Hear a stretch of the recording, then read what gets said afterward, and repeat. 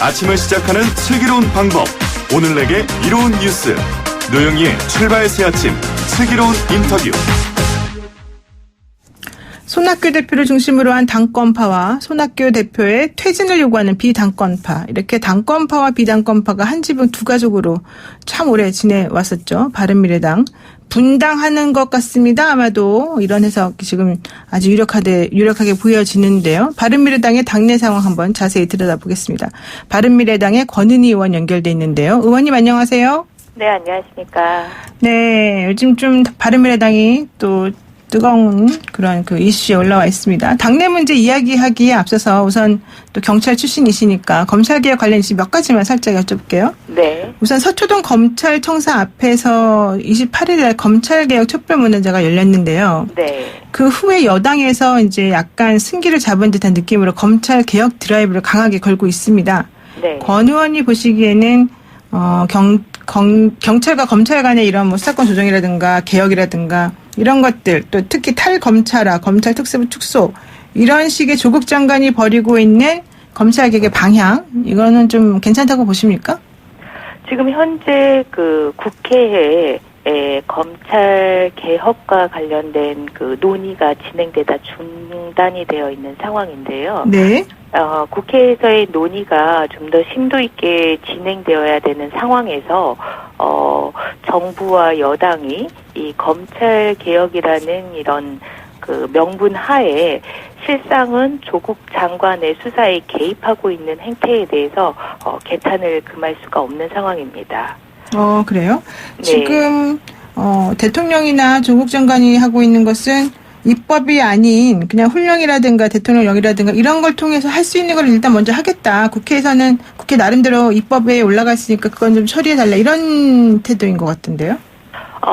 정부와 대통령이 그 검찰 개혁과 관련해서 할 수 있는 방향은 그 인사권에 대한 독립성을 유지시키는 방안을 검토하는 것이 지금 요구되는 상황이고요. 네. 특수부 축소와 같은 그런 조직의 개편이랄지 업무 내용의 변화도 지금 국회에 법안의 내용으로 담겨서 논의를 기다리고 있는 그런 상황입니다. 네.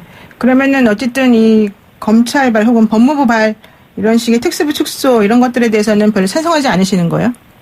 지금 국회에서 논의가 같이 진행이 되고 있고요. 네. 국회에서 논의가 진행될 때는 검찰의 직접 수사의 축소와 수사 지휘권의 인정 여부가 서로 관련이 돼서 상호 관련이 돼서 논의가 진행이 되고 있는 상황이고 그에 대한 논의가 좀 더 진행이 돼야 되는 그런 상황입니다. 이것을 장애로 끌고 가서 어떤 한 가지만을 가지고 검찰 개혁이다라고 주장을 하고 있는데 이것은 검찰 개혁의 진정한 그 목표를 달성하기 어려울 뿐만 아니라 검찰 개혁의 이름으로 실상은 수사 개입만 자행하고 있는 현실이라고 보여집니다. 그러니까 투트랙으로 가는 것이 오히려 혼란을 가중시킬 것이다. 제대로 된 검찰 개혁을 방해할 수도 있다. 이런 얘기신 것 같아요. 네, 맞습니다. 그리고 어제 문재인 대통령이 윤석열 검찰총장에게 검찰 개혁 방안을 조속히 마련해서 제시해달라 이렇게 지시를 했습니다. 근데 지시라는 표현이 좀 뭐 적절하냐부터 계속해서 논의가 되고 있는 중인데요. 어떻습니까? 문 대통령의 발언은? 마찬가지로 지금 국회에 상정된 검찰 개혁의 법안을 가지고 윤석열 검찰총장 내지는 법무부에서 국회에서 논의를 지금 진행해 나가야 되는 상황인데 갑자기 국회에서 논의를 하다가 대통령이 검찰총장에게 직접 검찰개혁 방안을 뒤늦게 지금 와서 조속히 마련하라고 지시하는 것은 조금 저도 그 내용을 보고 뜬금없다라는 그런 생각을 했습니다. 만약에 그러니까 법으로 해결할 수 있는 게 있고 또 경찰이나 검찰이 직접적으로 명으로 해결할 수 있는 게 있고 이렇게 좀 두 가지로 나눠서 생각하는 게 아닌가 싶긴 한데 어쨌든 이런 것들도 부적절하다고 좀 보시는군요.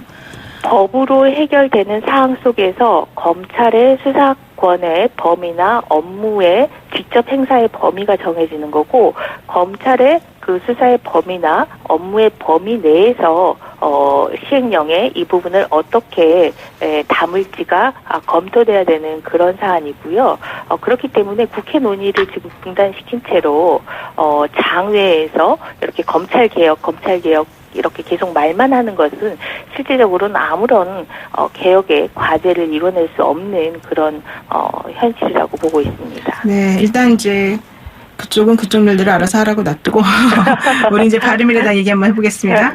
그 유승민 의원을 포함한 바른정당계 의원들이 이제 탈당 시기만 남았다. 내년 총선 공천 일정을 생각하면 곧 결론은 나올 거다. 이제 이런 분위기인데 어떻습니까? 맞습니까?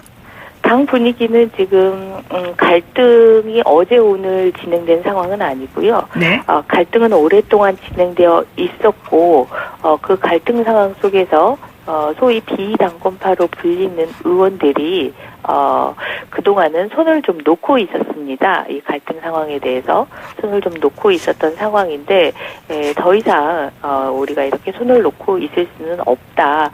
직접적으로 당을 쇄신시키는 그런 행동들을 하자라고 해서 좀 그 결심과 행동에 나서야 되는 때가 아니냐라고 이렇게 생각을 하고 비상행동이라는 그런 결사체를 구성을 했습니다. 지금 얘기되기로는 유승민계와 안철수계 합쳐서 한 15명 정도가 비당권파로서 탈당을 생각하고 있는 분들이다. 이렇게 얘기가 되고 있는데요. 그렇다라고 한다면은 또 이 바른미래당에 있던 세 번째 그 국민의당 라인이라고 해야 되나? 좀 약간 좀 이상하긴 합니다. 안철수 라인 좀 갔으니까. 그러니까 권 의원님 같이 이제 바른정당계랑 뜻을 같이 하기는 하는 이 안철수계 의원들이 사실은 조금 애매하지 않을까 생각이 좀 들어요. 얼마 전에 권 의원이 박지선 의원을 만나서 탈당을 합의했다 이런 얘기도 나오던데 어떻습니까? 탈당을 논의하는 그런 단계는 아직 아니고요. 예. 저희 당의 당내의 갈등을 해결하기 위한 여러 노력이 있었는데 그 중에 특히 이 김동철 대표님과 같은 그 중진 의원님들이 당의 모든 구성 요소들을 만나서 당의 갈등을 이런 식으로 해결해내야 되지 않겠느냐라고 안을 가지고 여러 모임들을 공감대를 형성하는 그런 과정들이 쭉 있었는데요. 그런 과정들에 대한 진행 상황을 공유를 하고 그러한 그 안이 최종적으로 그 수용이 되지 않을 때 어느 쪽에서든 수용이 되지 않았을 때 어떤 생각들을 가지고 있는지 한번 생각을 궁금해 하셔서 그 부분에 대해서 이야기를 나누는 아직 그 정도의 수준에 와 있습니다. 근데 사실 조금 첩첩산중인 것 같아요. 왜냐하면 권 의원님을 제외하고 나머지 안철수계 의원들은 모두 비례대표인 것 같은데 그런 탈당이 쉽지 않지 않나요? 구체적으로 지금 탈당에 대한 논의를 이루는 상황은 아니고요. 그 변화와 개혁을 위한 비상행동이라는 것도 지금 현재의 손학규 대표 체제로는 제3지대를 지켜내거나 제3지대를 확장시킬 수 있는 리더십이 아니다. 이 상황이 위기인 것이고 제3지대를 지켜내거나 확장시킬 그런 리더십이 필요하다라는 주장을 공개적으로 표출시킨 그런 상황이고 이 상황에서 다시 한번 해결을 위한 노력들이 이루어질 텐데요. 비례대표 탈당과 관련해서도 마찬가지로 그렇기 때문에 구체적으로 논의가 된다거나 논의를 진행시키는 그런 상황들은 아니고 다만 이러한 모든 당내 갈등 해결을 위한 이 노력이 모두 수포로 돌아갔을 경우에는 그간에 서로 함께했던 시간과 그리고 서로 노력했던 부분들을 서로 인정을 하고 보다 각자의 나아가는 길에 깔끔하게 나아갈 수 있도록 해야 되지 않겠느냐라는 정도의 기본적인 생각들은 가지고 있는 것 같습니다. 아직은 원론적인 수준에서 이제 얘기가 진행되고 있다 이 정도인 것 같은데 그런데 바른미래당이 이렇게까지 내홍이 심각하게 계속 유지되고 있는 건 왜 그러는 거예요? 예전부터 조금 그러지 않았나요? 제3지대라는 부분들이 여러 이질적인 성격을 가진 그런 정치 세력들이 모이는 지대이기 때문에 이런 그 갈등의 요인들이 항상 존재할 수밖에 없는데 그렇기 때문에 그때의 지도력은 아주 중요합니다.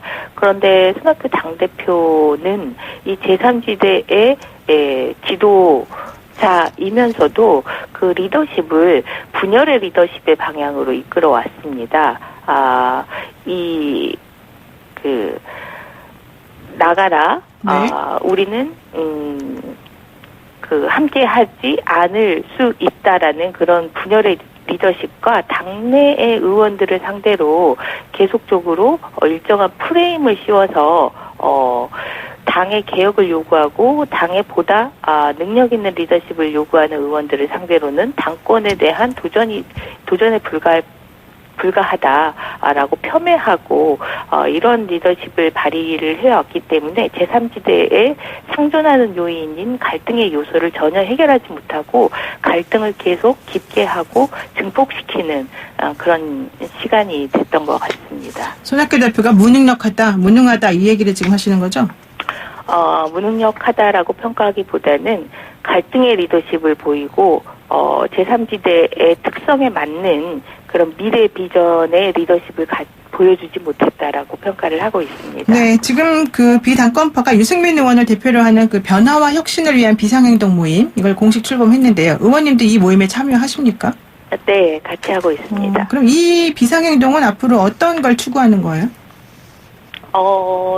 제가 지금 말씀드렸다시피 제3지대는 아주 사실은 취약합니다. 조직을 기반으로 하거나 지역을 기반으로 하지 않는 그런 그 정치 세력이라는 특성을 가지고 있기 때문에 아주 취약하고 양당 구조로 회귀하려는 그런 그 정치 현실이 언제든지 작용하는 그런 정치 세력이기 때문에 이 제3지대를 굳건히 하는 노력들을 저희 변화와 개혁의 비상행동들은 계속할 텐데요.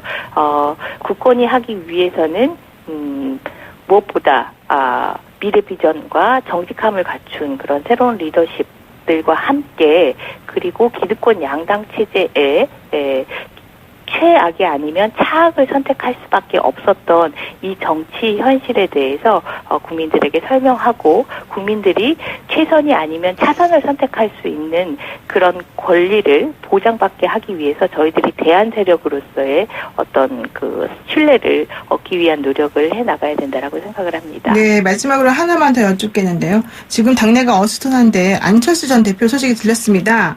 내가 달리기를 하며 배운 것들이라 뭐 이런 책을 펴낸 건데요. 권 의원께서는 그 안철수 전 대표하고 조금 관계가 더 각별하신 것 같은데 좀 이게 앞으로는 국내에서 첫 활동을 할 거다라고 하는 신호탄으로 봐도 되는 겁니까?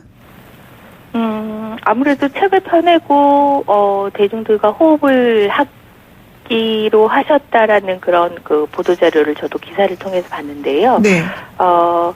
대중들과 호흡하는 것 자체를 정치라고 볼 수 있기 때문에 활동과 관련해서는 기대감을 가져도 좋다라고 보고 있고요. 저희 의원들도 역시 안철수 대표에게 그 당내 의원들과 당원들이 그 지금의 시기에 있어서 안철수 대표님과의 소통이 필요하다라는 부분들을 메시지를 꾸준히 전달을 하고 있습니다. 그러면 유승민 의원하고 안철수 대표가 또 같이 해청 모여서 또 할 수 있겠네요. 네, 여기까지 듣겠습니다. 웃음으로 마무리를 하셨네요. 네, 지금까지 권은희 바른미래당 의원이었습니다. 고맙습니다. 네, 감사합니다.